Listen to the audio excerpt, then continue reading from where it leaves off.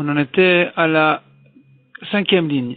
On a vu hier la halakha qui disait que quelqu'un qui était caché les doutes, quelqu'un qui n'était pas proche de celui sur qui il vient témoigner, et qui ensuite il est devenu son gendre, ou le contraire, au moment où il a vu l'histoire, il était proche, et ensuite il s'est éloigné, il n'est pas soûl de témoigner, parce que la Torah dit que ça dépend du moment, aussi bien du moment où il a vu l'histoire, que du moment où il vient témoigner.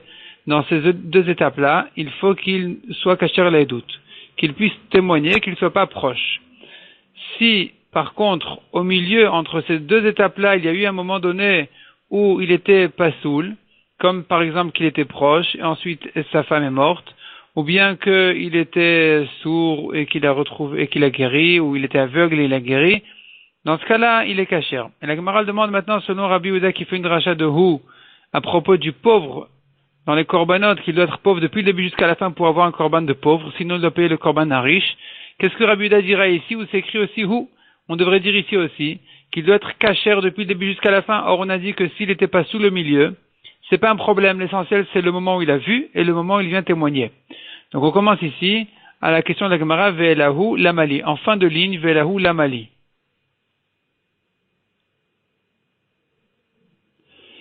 À la 6e ligne. Donc, demande la Gemara, Ve'ela vehu lamali. Quand la Torah dit vehu aide et lui est témoin, qu'est-ce que ça vient nous apprendre? Lik de Tanya répond la Gemara. Ça vient pour la Braïta qui dit Ra'asiya shel bnei Adam, celui qui a vu un groupe de personnes, de gens, Omdin, Ve'edav benehen. Donc il a vu il a vu un groupe qui était quelque part, et il a vu ses témoins parmi eux. Il y avait ces témoins parmi eux. Il ne sait pas exactement qui sont-ils. Ve'amar il leur a dit, Mashbiani alechem imatem imyodim atem liedut. Je vous fais jurer que si vous connaissez un témoignage pour moi, chez Tavo viteiduni, que vous devez venir et témoigner pour moi. Et ils ont répondu Amen. Yachol Yuchayavin, j'aurais pu croire que ces témoins qui ont menti en jurant qu'ils ne connaissent pas témoignage, ils sont Chayavim du Korban Shavuot Haedut, puisque la Torah a dit que celui qui jure à faux, celui qui ment en jurant qu'il ne connaît pas témoignage alors qu'il en connaît, il est Chayav d'un Korban. J'aurais pu croire que dans ce cas-là aussi ils sont Chayavim. Talmud Lomar Vehu Ed. Vehu Ed, on apprend de là que le témoin doit être défini. Varel le Yiched Edav, dans ce cas-là il n'a pas défini ses témoins. Il s'est adressé au groupe entier. Yachol afilu amar kolmi. J'aurais pu croire que même dans le cas où il a dit kolmi, tout celui qui connaît un témoignage pour moi, je le fais jurer qu'il vienne témoigner, sinon, ou bien qu'il dise qu'il ne connaît pas témoignage. Et il répond tous amen. J'aurais pu croire que dans ce cas-là aussi, ça s'appelle pas défini. Talmud lomar vehu ed, non, dans ce cas-là, on ne peut pas dire qu'il est patour.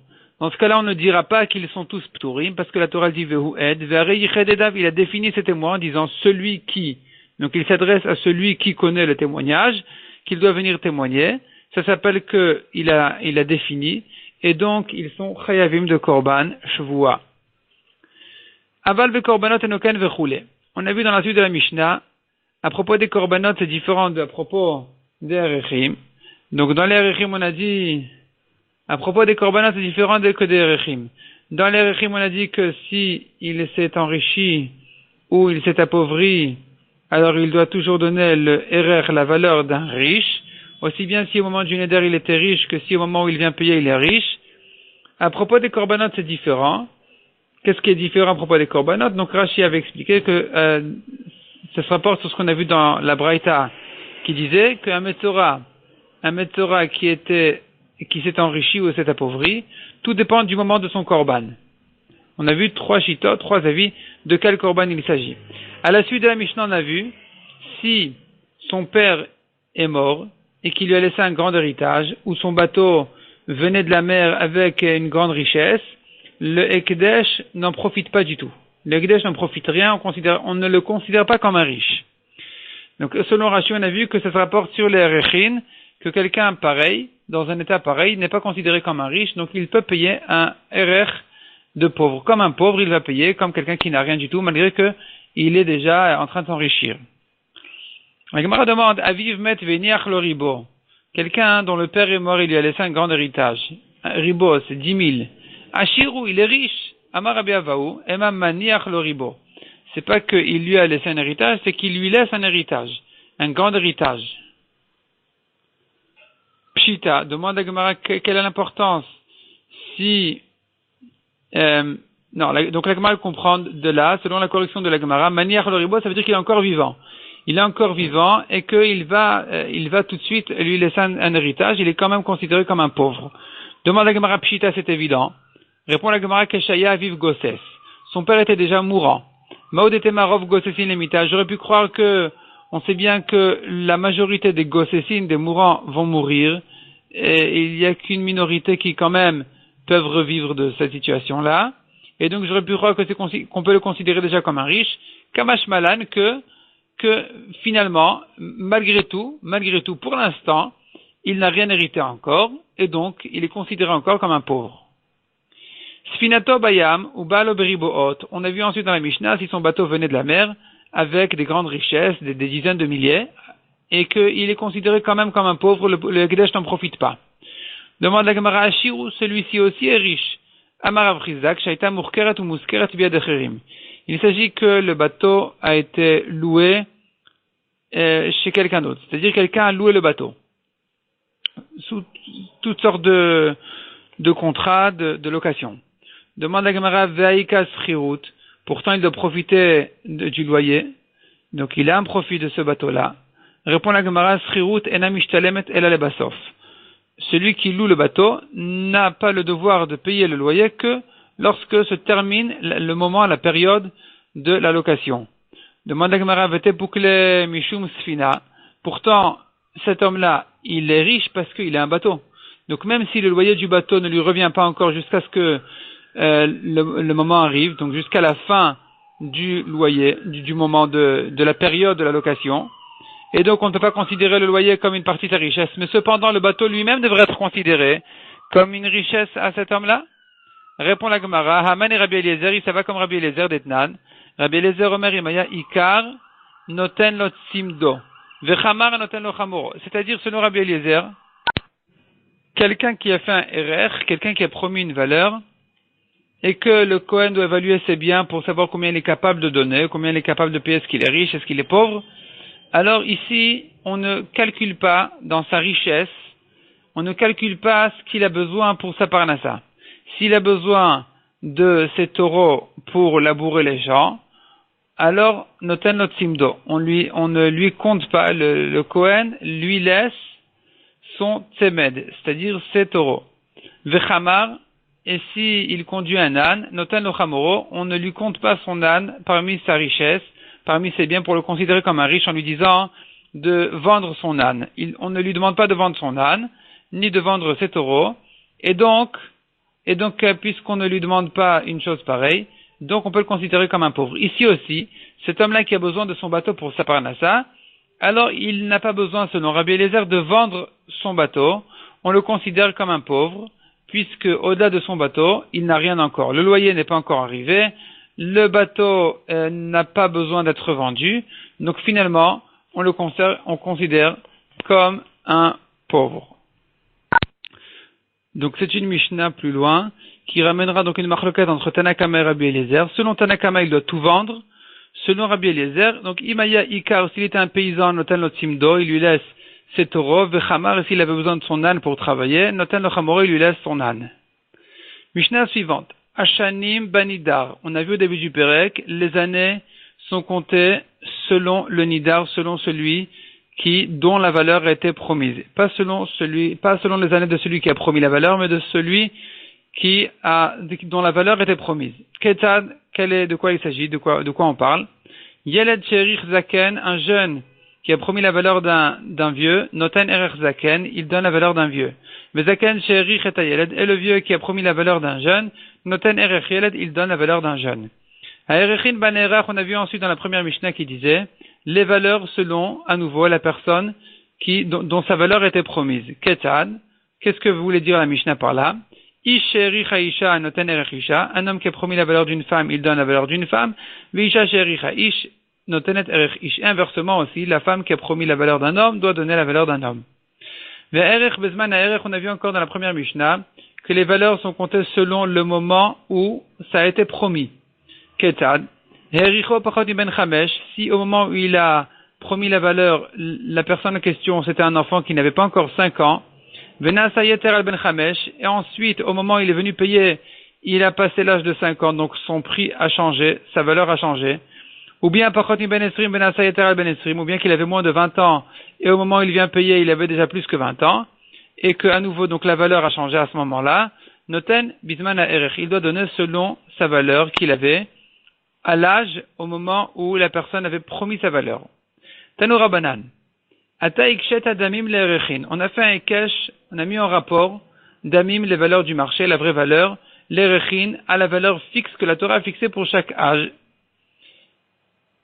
À propos de quoi on a comparé ces deux halachot-là? Margalit lekalim velidon bichvodo. On a deux halachot dans lesquels on compare les damim au erechin, la valeur au prix fixé par la Torah. Premièrement, Margalit lekalim. Alors, Margalit lekalim, Rachidi, Margalit une pierre précieuse, et celui qui, à propos des erechin, donc quelqu'un qui avait cette Margalit, cette pierre précieuse-là, et que maintenant il peut la vendre, s'il la vend immédiatement, il peut pas la vendre pour un grand prix. Mais s'il attend de trouver un riche, il sera prêt à payer un grand prix pour cette pierre précieuse-là. Est-ce que je considère qu'il est pauvre parce que cette pierre, maintenant, aujourd'hui, elle ne sera pas vendue pour un prix très fort? Ou bien je le considère comme un riche parce que s'il attend un petit peu, alors il va trouver à qui la vendre pour un prix 10 fois plus. Alors comment on fait? Alors là-bas, on apprend à propos des erechin que non, on n'attend pas. On n'attend pas. Tout dépend du moment où il vient payer. Donc maintenant, ce qu'il a, c'est ce qu'il a. Puisqu'il n'a pas devant lui quelqu'un qui la vende pour plus cher que ça, alors il doit l'évaluer tel quel. Et donc s'il est encore considéré comme un pauvre, il sera effectivement considéré comme un pauvre. De là, on apprend pour les damim, pour les valeurs donc du marché, celui qui vient sanctifier cette pierre même en question, il ne doit donner au Kohen, il ne doit donner au Ekdesh que son prix à ce moment-là, à cet endroit-là précis. Deuxième halakha qu'on compare les damim au erechin. Ça, d'abord, première halakha, c'est ce qu'on appelle margalit, les kalim. La margalit, c'est la pierre précieuse, la kalim, c'est est-ce qu'on attend de la vendre à quelqu'un de riche ou pas? Et donc, on a dit que non, on n'attend pas de la vendre à quelqu'un de riche, et donc on la considère à son prix tel qu'elle vaut ici maintenant. Veidal bichvodo, c'était une autre halakha qu'on a vue dans les porakim précédents, que quelqu'un qui a promis de donner le RR, la valeur d'une partie de son corps dont la vie dépend, une partie essentielle de son corps, qui sans cette partie-là il ne peut pas vivre, comme par exemple sa tête, son foie, son cœur, alors il doit donner la valeur le RR de tout son corps entier. Et on a comparé justement à cette halakha les damim, qui sont les valeurs du marché, pour dire que ici c'est pareil aussi. À propos de quelqu'un qui va promettre donc sa valeur du marché, sa vraie valeur telle qu'elle est pour être vendue au marché en tant qu'esclave, il promet cette valeur-là au Beth Amikdash, au Ekdesh, il doit donner, même s'il n'a promis que la valeur de sa tête, il donne la valeur de tout son corps entier. Yachol nakish erechin le damim, j'aurais pu croire que de la même manière on va mettre en rapport les erechin au damim, donc les valeurs fixées de la Torah aux valeurs du marché, shiten kishat netina, de donner comme le moment où il vient donner. Et donc dans ce cas-là on devrait dire que quelqu'un qui a promis la valeur, un RR d'une personne qui a grandi entre-temps, qui a changé d'âge entre-temps, qui a changé de tranchée d'âge où son prix aussi a changé, le temps qu'il paye son RR, j'aurais pu croire qu'ici aussi, il devra donner, comme à propos des damim, donc des valeurs du marché, si le prix a changé, il donne comme maintenant. Donc ici aussi, j'aurais pu croire que dans les rechin aussi qu'il le donnait comme maintenant. Talmud Lomar, non, Kerkecha Yakum. Kerkecha Yakum, on apprend de ces mots-là, et non oten la bisman ha'erer. Il ne donne que bisman ha'erer ou kizman ha'erer, il ne donne que la valeur du moment où elle a été promise. Donc, Kerkecha, comme ce que tu as promis comme valeur, Yakum, c'est comme ça qu'il faudra accomplir, et pas comme ce que vaut la personne au moment où on vient payer sa valeur. Mishnah suivante. Yom Shloshim. Donc, un bébé de 30 jours, la Torah lui a fixé une valeur. En dessous de 30 jours, la Torah ne lui a pas fixé de valeur. La question se pose le 30e jour. Dit la Mishnah, quel est Mata Emena? C'est comme en dessous des 30 jours, et donc, il ne paye pas de valeur du tout, il n'a pas de RR. Shnat Ramesh, ou Shnat Esrim, la 5e année, la 20e année, Kelematamem, comme en dessous d'elle. Donc, un enfant jusqu'à l'âge de 5 ans, jusqu'à ce qu'il termine ses 5 premières années, ou jusqu'à ce qu'il termine ses 20 premières années, toujours, on l'évalue, on donne son RR comme en dessous de cet âge-là. Chez Nehemar, parce que la Torah dit, Ve'imi ben shishim shana vamala. Si il a plus que 60 ans, ici c'est écrit vamala, au-delà des 60 ans. On apprend tous les âges des 60 ans.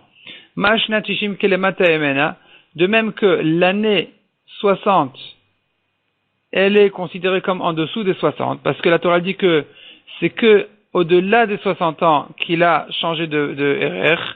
Donc l'année 60, elle est considérée encore comme en dessous. De même, l'année 5e et l'année 20e, la 20e année, elles sont considérées comme en dessous de cet âge-là. Donc, elles sont comme en dessous de ça. Mais la Mishnah repousse cette dracha en disant, c'est pas parce que on a pris, à propos des 60 ans, on a dit que l'année 60, elle est comme en dessous d'elle, les achmir, parce que c'est une khumra, parce qu'en dessous de 60 ans, et ça, son RR est plus grand qu'au-dessus des 60 ans. En dessous de 60 ans, c'est 50 slaim, c'est le RR le plus fort. Au-dessus de 60 ans, son RR a déjà baissé. Donc ici, c'est une khumra de dire que la 60e année, elle est comme en dessous. Est-ce que Naaseh, Shnat Ramesh ou Shnat Esrim Kelemat Amimenu Lehakel, est-ce que c'est la preuve de considérer la 5e et la 20e année comme en dessous de ça, ou là, ça sera une kula, parce que au-dessus de 5 ans, il vaut plus qu'en dessous de 5 ans. Au-dessus de 20 ans, il vaut plus qu'en dessous de 20 ans. Donc ici, peut-être que je devrais prendre la khumra de dire que la 5e année, c'est comme plus que 5 ans, la 20e année, c'est comme plus que 20 ans. Talmud Omar Shana Shana l'Ixera Shava. Non, on apprend d'une Xera Shava, on compare toutes les années, donc toujours, l'année 5, l'année 20, l'année 60, elles sont considérées comme en dessous de ça.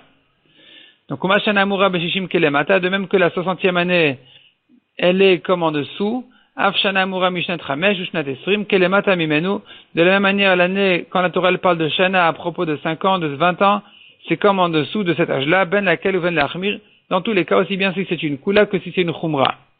Rabbi Eliezer Omer, Ad Sheyehu Yeterot El Hashanim Chodesh Yom Echad. Rabbi Eliezer ici vient avec un grand chidouche, et il dit que on ne change de RR que 1 mois et 1 jour après l'âge.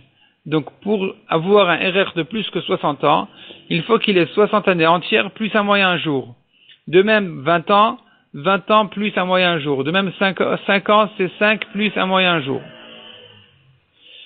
La Gemara ajoute sur ce qu'on a vu dans la Mishnah, donc sur cette Xera Shava qu'on a vu dans la Mishnah, Shana, on apprend les 5, les 20 des 60. Moufne. C'est une Xera Shava de mots en trop. Puisque les mots sont en trop, on se permet de faire une Xera Shava, une dracha, de comparer les années, malgré qu'on aurait pu repousser la Xera Shava. Deilo Moufne, parce que si c'était pas des mots en trop, Ikale Mivrach, on aurait pu repousser la Xera Shava, Kede Parchinan, de la manière dont on l'a repoussée. On a dit que la 60e année, c'est une khumra de considérer comme en dessous. Tandis que la 5e et la 20e, c'est une koulade. Au contraire, ça lui fera un prix moins cher, un RR moins cher de considérer comme s'il n'avait pas encore les 20 ou les 5 ans. Donc on est obligé de dire que c'est moufné. Ces mots-là sont en trop dans la Torah. Et puisqu'ils sont en trop, ils ne sont là que pour cette Xera Shava, pour apprendre cette halakha spéciale. Et donc même si on aurait une svara de repousser la Xera Shava, on ne la repousse quand même pas. Explique la Gemara, effectivement, Shana était rectivé. Il est écrit des fois en trop le mot Shana dans la Torah, et donc ça nous sert de Xera Shava. Lema matnitin de l'ok Rabbi. Disons que notre Mishnah ne va pas comme Rabbi. Dei Rabbi, ha'amar advad bichlal. Parce que si c'est comme Rabbi, Rabbi pense toujours, dans toute la Torah, que quand la Torah dit jusqu'à un certain moment, c'est ad bichlal. Ce moment-là est inclus. Donc ici aussi, on devrait dire que même sans drashot et sans psukim, quand la Torah nous dit que de 5 à 20 ans, jusqu'à 20 ans, je comprends très bien que l'année 20, elle est comme avant. Parce que quand je dis de 5 à 20 ans, c'est inclus, c'est la 20e année est inclus dedans. Quand je dis de 20 à 60 ans, la 60e année est inclus dedans aussi. Donc on n'a pas besoin de toutes ces drashot-là qu'on a fait dans la Mishnah, selon Rabbi. Donc notre Mishnah, a priori, elle ne va pas comme Rabbi. Détania, où est-ce qu'on a entendu Rabbi dire une chose pareille? Miyom Arishon va dire Mashvi. Il a écrit à propos de Pesach, que le Pessah dure, on n'a pas le droit de manger de Chametz depuis le premier jour de Pessah jusqu'au 7e jour de Pessah. Yachol Rishon velo Rishon bichlal, Shvi velo Shvi bichlal. J'aurais pu croire que quand la Torah dit le premier jour, depuis le premier jour, alors c'est depuis après le premier jour de Pessah. Et quand la Torah dit jusqu'au 7e jour, c'est jusqu'à la veille du 7e jour. Et que le premier et le 7e ne sont pas inclus dedans. Kenyan Shenemar, de la même manière que il est dit, Merosho, on tourne la page, Yudchet Amudbet à la première ligne, Kenyan Shenemar Merosho Vadraglav, de la même manière qu'il est écrit depuis sa tête jusqu'à ses pieds à propos du Metzora, que toute tache de lèpre que le Kohen verra, il le rend tamé dessus, et que là-bas on dit Rosho velo Rosho Bichlal. Quand la Torah dit depuis sa tête est exclue. Et quand elle dit jusqu'à ses pieds, Raglav velo Raglav Bichlal. Ses pieds aussi sont exclus. S'il verra une tache de tsarat, de lèpre dans ses pieds, alors il sera taor. Le Kohen ne le rend pas tamé pour ça. De même pour la tête. Donc ici aussi j'aurais pu croire que le premier et le 7e jour de Pessah ne sont pas concernés par les mitzvot de Pessah. Talmud Lomar Adiyom Ha'echad Ve'esrim La Chodesh Ba'erev. La Torah s'est prolongée, elle s'est bien expliquée en disant jusqu'au 21 du mois au soir. Donc puisque Pessah commence le 15, il se termine le 21, inclus jusqu'au soir de la sortie du 21, c'est Pessah. Donc on voit que la Torah considère que le 7e jour de Pessah fait aussi partie de Pessah, et de même on comprend de là que le premier jour aussi il est concerné par les mitzvot de Pessah. Rabbi Omer et Tarich. Rabbi pense on n'a pas besoin de dracha spécial, on n'a pas besoin de ce pasouk spécial. Rishon verishon bichlal, shvi veshvi bichlal. C'est toujours comme ça. Quand la Torah elle te dit le premier et le 7e, on doit comprendre de là qu'ils sont inclus. Ils sont inclus dans le pasouk, dans la mitzvah. Donc on n'a pas besoin de dracha ni de pasouk. C'est ça le sens des psukim selon Rabbi. Et donc revient la question selon Rabbi, pourquoi est-ce qu'on a besoin de drachot spéciales pour apprendre que la 60e année, la 20e année, la 5e année, elles sont comme en dessous de ça? On devrait le dire, on devrait le comprendre tout seul. Quand la Torah dit jusqu'à la 60e année, jusqu'à l'âge de 60 ans, jusqu'à l'âge de 5 ans, de 20 ans, c'est jusqu'à l'âge, c'est-à-dire jusqu'à qu'on termine la 60e, la 20e et la 5e année. Et répond la Gemara à Filutema Rabbi, même si tu veux dire que notre Mishnah va comme Rabbi, les psukim sont équivalents. C'est-à-dire, on a une raison de dire que la 5e année est inclue, on a une autre raison de dire que la 5e année est exclue. De même pour la 20e, de même pour la 60e année. La 60e année, bon, c'est écrit clairement dans la Torah Vama, là, au-dessus des 60 ans. Mais au moins la 5e et la 20e, ici, on pourrait quand même se tromper, même selon Rabbi. Pourquoi? Parce qu'on a deux psukim contradictoires. Mirdekti, puisqu'il est écrit Mi ben chodesh vad ben chamesh shanim, depuis l'âge d'un mois jusqu'à l'âge de 5 ans, la Torah lui fixe son RR, tout mi ben chamesh lamali.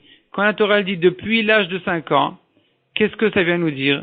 À nouveau, quand ici, donc, selon Rabbi, quand la Torah dit de 1 mois à 5 ans, jusqu'à 5 ans, ça veut dire que jusqu'à 5 ans inclus, donc la 5e année est inclue dans ces psukim-là. Dans ce RR-là. Bon, jusque-là, il n'y a pas de problème. Le problème commence dans la passage suivante, parce que la Torah, elle continue, elle dit, et si depuis l'âge de 5 ans jusqu'à, etc. Quand la Torah, elle me dit depuis l'âge de 5 ans, j'entends de là que l'âge de 5 ans, il rentre dans la tranchée d'âge d'au-dessus de 5 ans. Parce qu'on a dit que, quand la Torah dit depuis, ça concerne cette date-là aussi. Comme ce qu'on a dit à propos de Pessah, selon Rabbi. Donc, on a des psukim contradictoires. D'une part, la Torah dit jusqu'à 5 ans. J'entends de là que la 5e année, elle est comme plus petite que ça. Ensuite, la Torah, elle continue, elle dit depuis l'âge de 5 ans, j'entends de là que la 5e année, elle est comme au-dessus de là. Hilkach ishtakluleu. Et donc, les psukim sont équivalents. Et donc, on a besoin de céder.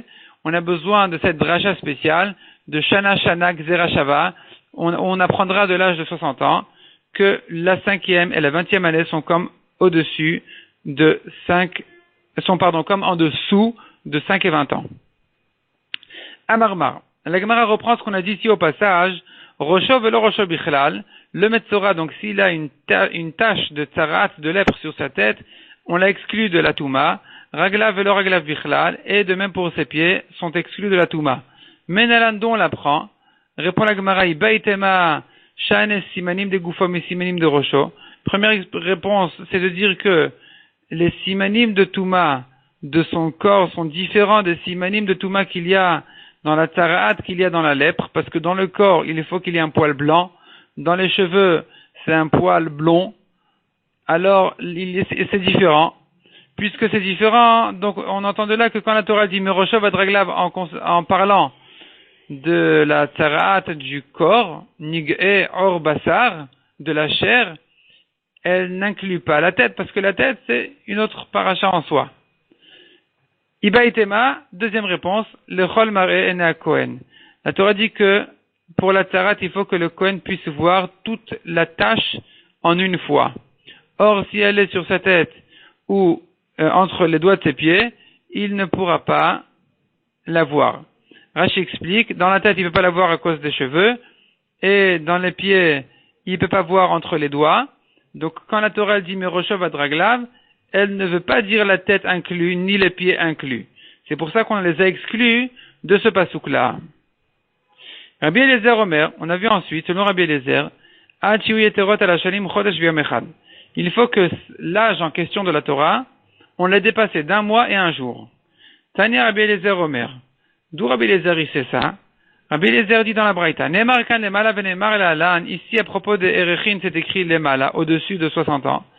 Ve'ne'emar la'alan, et il est écrit ailleurs, dans le compte des Lévi'im, Chodesh va'mala. Il faut les compter à partir de l'âge de un mois et plus grand que ça. Ma'alalani ben Chodesh v'yom echad. De même que là-bas, il s'agit de l'âge d'un mois et un jour. Afkan Chodesh v'yom echad. Ici aussi c'est pareil. Un mois et un jour à chaque fois de plus que l'âge dont la Torah parle. Ve'ema ki atam. Demande la Gemara si on l'apprend là-bas. On devrait le comparer au compte de Lévi'im aussi. En disant ma'atam chadioma, afkan chadioma. De même que là-bas, quand on dit Chodesh v'amala, c'est un mois et plus. Donc quand on dit et plus, on veut dire par là un jour. Donc quand ici on dira 20 ans et plus, on devra dire par là 20 ans et plus et un jour de plus, pas 30 jours de plus, pas un mois de plus. Répond la Gemara imken gzera shava mayane. Si c'est comme ça, on n'a plus besoin de la gzera shava. La gzera shava, à quoi elle nous sert? Sans gzera shava aussi, je sais qu'il faut ajouter un jour. Parce que c'est écrit vamala. C'est écrit plus que 60 ans. Donc si c'est écrit plus que 60 ans, forcément, ça veut dire 60 ans entières, 60 années entières complètes, plus un jour. Donc pourquoi est-ce que j'ai besoin d'un Gzera Shava de Chodesh, du compte des Lévi'im d'un mois? C'est pour nous apprendre qu'il faut ajouter sur les années encore un mois entier et un jour. Tanoura Banan. Shana Amura Bekodashim. Lorsque la Torah dit à propos des korbanot qu'ils doivent avoir un an, de même, Shana Amura Bebatei Rechoma, lorsque la Torah parlait des batailles, des maisons, dans des villes qui sont entourées de murailles, et que là-bas la Torah dit celui qui a vendu une maison pareille, il peut la racheter dans l'année, même si l'acheteur ne veut pas la rendre, il est obligé de la rendre. De même, Shtei Shanim Shebisdei Achouza, lorsque la Torah dit 2 ans, parlait de 2 ans à propos des champs, où la Torah dit un champ d'héritage, un champ qui appartient à ses ancêtres, qui a été vendu, on ne peut le racheter qu'après 2 ans. Veshesh Shanim Shebe Eved Ivri, et les 6 ans du Eved Ivri, du serviteur juif qui s'est vendu pour 6 ans, il s'est vendu au bout de 6 ans, il se libère automatiquement. Toutes ces années-là, comment on les compte? De même, les années du fils et de la fille, on verra ensuite dans la Gemara de quoi il s'agit. Kulan me'et le'et. Toutes ces années-là, on les compte de jour pour jour. C'est pas qu'on dit à Rosh Hashanah, l'année s'est terminée, mais on se fie à la date précise depuis la naissance ou depuis le jour où ça a commencé jusqu'au moment où on a terminé des années complètes. Donc, à propos du Korban, par exemple, la Gemara va reprendre en expliquant chaque chose. Donc, maintenant, à propos du Korban. Shana Amura Bekodashim. En début de ligne, au milieu du Hamoud, Shana Amura Bekodashim. L'année qui a été dite dans les Korbanot, elle ne se termine que à la même date qu'il est né. Menalan, dont on le sait. Donc, s'il y a un Korban qui doit avoir un an, qui doit être dans son année, jusqu'à son anniversaire. Nous, on le sait ça. Amar Avacha Bar Yaakov Amarkra, Keves Ben Shnato. Un agneau dans son année. Shnato Shelo, son année à lui, Velo Shel Minyan Olam, et non pas du compte des années du monde. Donc, c'est pas que son année se termine à Rosh Hashanah, mais elle se termine plutôt à la même date où il est né, un an plus tard. De même, Shana Amura Bebater Rechoma, l'année qui a été dite dans les psukim à propos de quelqu'un qui a vendu une maison dans une ville entourée de murailles, ici aussi on compte selon, non pas Rosh Hashanah, mais l'année ne se termine qu'à la même date, un an plus tard, d'Irtiv, parce que la Torah dit, Ad Tom Shnat Mimkaro, jusqu'à ce que termine l'année de sa vente à lui, Mimkaro Shelo, sa vente à lui, Velo Shana Leminyan Olam, et non pas l'année du compte du monde. De même, Shtei Shanim Shebisdei Achouza, un champ qui a été vendu, on ne le rachète qu'après 2 ans, D'Irtiv, Kemispar, Bemispar Shnet Vuot Imkor Lach. Un compte d'année de récolte, il t'a vendu, donc c'est-à-dire que le vendeur a vendu contre lui au moins 2 années de récolte, il ne peut pas racheter pendant ces 2 années son champ. Et Permim, la Gemara l'apprend de là, Permim Shadam Ochel Shalosh Tvuot, la Torah dit des années de récolte, elle n'a pas dit combien de récoltes dans ces années. Pour nous apprendre que pendant ces années, il se peut qu'un homme mange 3 récoltes, Permim, donc Shadam Ochel Shalosh Tvuot Bishte Shanim, il se peut qu'il se débrouille à récolter 3 fois en 2 ans. Si par exemple, il a vendu en Nissan, et que le champ était plein de récoltes, il n'a pas encore été moissonné. Maintenant, celui qui a acheté, il récolte une première fois. Un an plus tard, il récolte une deuxième fois. La troisième année, il se dépêche de récolter son champ avant Nissan. Donc, il a vendu son champ à Nissan et il a eu 3 récoltes au passage. De là, j'apprends du fait que la Torah m'a laissé comprendre qu'il peut avoir 3 récoltes en 2 ans, parce que la Torah parlait d'années de récolte, elle n'a pas parlé du nombre de récoltes. Donc, parce que le mot shnet tvuot, ça ne veut pas dire 2. La preuve, c'est que tvuot, c'est au féminin. On aurait dû dire shtei tvuot. Shnei tvuot, ça veut dire shanim shel tvuot, des années de récolte. Donc, les années de récolte peuvent avoir 3 récoltes dans ces 2 années-là. Et donc, on ne peut pas compter jusqu'à Rosh Hashanah, parce que si on va compter jusqu'à Rosh Hashanah, on n'aura jamais 3 récoltes. Et la seule manière de trouver 3 récoltes, c'est en comptant des années jour pour jour, depuis la date où il a vendu. On a vu ensuite Shesh Shebev et Divri, les 6 années du serviteur juif.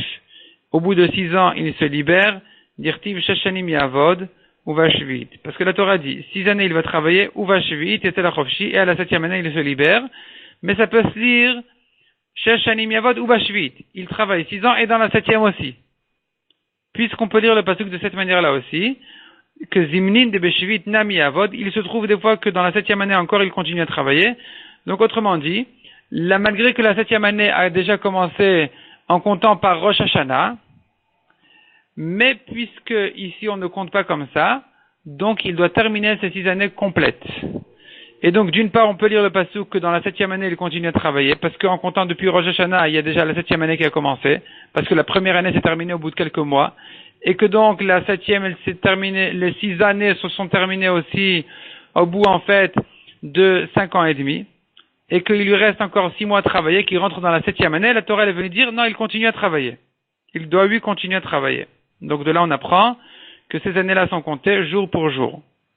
Mais chez Beben et chez Bebat, on a vu ensuite les années du garçon et de la fille. Kulan met let, toutes sont comptées de jour pour jour.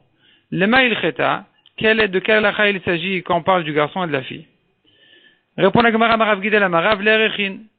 Quand la Torah a fixé selon l'âge de la personne son erech, ici on ne regarde pas les années selon Rosh Hashanah, mais selon le jour de sa naissance, la date de sa naissance. Rav Yosef Amar, les pirkin de Yotze Dofen. Rav Yosef explique autrement, et lui dit le garçon et la fille, il s'agit de ce qu'on parle dans le Perek, pirkin, dans le Perek de Yotze Dofen. Yotze Dofen c'est quelqu'un qui est né par césarienne. Il y a un Perek qui parle là-bas des garçons et des filles. Rashi explique que là-bas on dit, un garçon à partir de 12 ans, s'il a fait un neder, on le vérifie. S'il sait à qui il a fait son neder, le neder est valable. Une fille de même à partir de 11 ans. Et à partir de 13 ans chez les garçons et 12 ans chez les filles, alors ces nedarim, tous ces vœux doivent s'accomplir. Tous ces vœux, il est chayav de les accomplir, même sans les vérifier. Donc autrement dit, la bar mitzvah, la bat mitzvah, 13 ans, 12 ans, tous ces âges-là qui sont cités dans le Perek là-bas de Yotze Dofen, ils sont comptés, ces âges-là sont comptés non pas depuis Rosh Hashanah, mais depuis l'âge, la vraie date de sa naissance. Amar le Abaye le Rav Yosef. Abaye a demandé à Rav Yosef, Mi palgitu, est-ce que vous êtes en marloquette, toi et Rav Gidel? Rav Gidel qui a dit que quand on parle de l'âge des garçons et des filles, on est en train de parler des Rechin. Et toi, Rav Yosef qui dit qu'on est en train de parler de l'âge de 12 et 13 ans, est-ce que vous êtes en marloquette? Amar lelo. Rav Yosef lui a dit non, on n'a pas de marloquette. Ana amrichada, veu amarchada. Moi j'ai dit une chose, lui il a dit autre chose, mais les deux sont vrais. Donc les deux sont vrais, que aussi bien à propos des Rechin qu'à propos de l'âge des 12 et 13 ans, ou même 11 ans, comme on l'a dit, eh bien, tous ces âges-là sont comptés depuis la date de naissance et non pas depuis Rosh Hashanah. Achinami mistabra. La Gemara, elle confirme les paroles de Rav Yosef qu'il n'y a pas de marloquette ici. Dis al kadat arpligé, parce que si tu veux dire qu'il y a eu une marloquette. Alors, bande amar le arachin, le amar le yotzedofen. Celui qui dit que on est en train de parler ici de Rechin, il dira qu'à propos de yotzedofen, du perek de yotzedofen, qui est un perek, qui parle de l'âge de 12 et de 13 ans du garçon et de la fille, est-ce qu'il dira là-bas que c'est différent? Il dira là-bas qu'on ne compte pas jusqu'à l'âge, jusqu'à la date de sa naissance, mais les années se terminent à Rosh Hashanah. Pourtant, Ve'amarav, Hilcheta Bekula Pirkamet Let, Rav a bien dit, sur le Perek là-bas, que la halakha est dans tout le Perek, qu'il s'agit, mais être let de jour pour jour. Donc ça, selon tout le monde, c'est clair que le Perek là-bas qui parle de 12 et 13 ans, il parle de jour pour jour. Si c'est comme ça que tout le monde est d'accord, alors pourquoi est-ce que celui qui a parlé ici de Rechin n'a pas voulu dire qu'il s'agit de Yotzedofen, donc du Perek de Yotzedofen qui est en train de parler de l'âge des 12 et 13 ans? Répond la Gemara Doumia de Anach. Parce qu'il préfère parler de Rechin, Rav Gidel préfère expliquer qu'il s'agit de Rechin à propos du garçon et de la fille, pour que ça ressemble aux autres halachot qu'on a cités ici. Ma'anach dektiva, de même que toutes les autres halachot sont des halachot qui sont écrits dans les psukim, donc les années des korbanot, l'année de la ville entourée de murailles, les années du champ, les 6 années du serviteur juif, tout ça sont des halachot qui sont écrits dans la Torah. Donc certainement quand on a parlé du garçon et de la fille, on est en train de parler non pas de l'âge de 12 et 13 ans qui ne sont pas écrits dans la Torah du tout, mais plutôt des Rechin qui sont des âges qui sont écrits dans la Torah. Jusqu'à 5 ans, tel RR, jusqu'à 20 ans, tel RR, ainsi de suite. Donc, Af Hanach Dektiva. Donc, ces deux derniers aussi, le garçon et la fille, certainement il s'agit de quelque chose qui est écrit dans les psukim. Veidach, et celui qui n'explique pas comme ça, comment il dit? Celui qui préfère dire que on est en train de parler ici non pas des Rechin, mais plutôt de halachot de 12 et 13 ans. Isalkadatar Dektiva, si vraiment la Braïta elle faisait allusion à des halachot qui sont écrites dans les psukim en parlant du ben et du garçon et de la fille, alors au lieu de dire Aïché Baben Veshe Babat, au lieu d'exprimer un terme pareil de fils et fille, la Braïta aurait dû répéter les expressions de la Torah, Chez Bezachar Veshe Benekeva Mibaele. Du mâle et de la femelle, on aurait dû dire, parce que c'est comme ça que la Torah s'exprime. Et donc, puisque le Tana n'a pas parlé comme ça, c'est la preuve qu'il ne fait pas allusion au psukim de la Torah. Donc, au contraire, il faut chercher autre chose que ce qui est écrit dans les psukim de la Torah, et c'est comme ça qu'on est arrivé à la halachot des 11, 12 et 13 ans. La Gemara continue et demande, Umaishna nekeva, pourquoi, en quoi est différente la femme que quand elle vieillit, kaima tilta, la Torah lui donne le tiers de son erer. Parce qu'une femme jusqu'à 60 ans, jusqu'à l'âge de 60 ans, alors la femme, son erer, c'est 30 shkalim. À partir de 60 ans, au-delà des 60 ans, c'est 10 shkalim. Donc c'est le tiers. Umaishna zachar, alors que l'homme, de lokaya tilta, lui, il baisse tellement qu'il n'arrive même pas, qu'il descend même plus que le tiers, parce que jusqu'à 60 ans, il donne 50 shkalim, et au-dessus de 60 ans, il ne donne que 15 shkalim. Donc, il ne donne même pas les 20 qui sont le tiers il donne, même pas le tiers des 50, il doit donner que 15. Alors que le triple de 15, c'est 45. Lui, il était encore plus fort que ça. Donc, il est baissé de 50 à 15, qui est donc même moins d'un tiers. Répond la Gemara Machizki à Amrin, chez les gens disent, ça va beveta, quand il y a un vieux dans la maison, Pacha beveta, c'est un piège dans la maison. Savta beveta, mais quand il y a une vieille femme dans la maison, Sima beveta, on a un trésor dans la maison.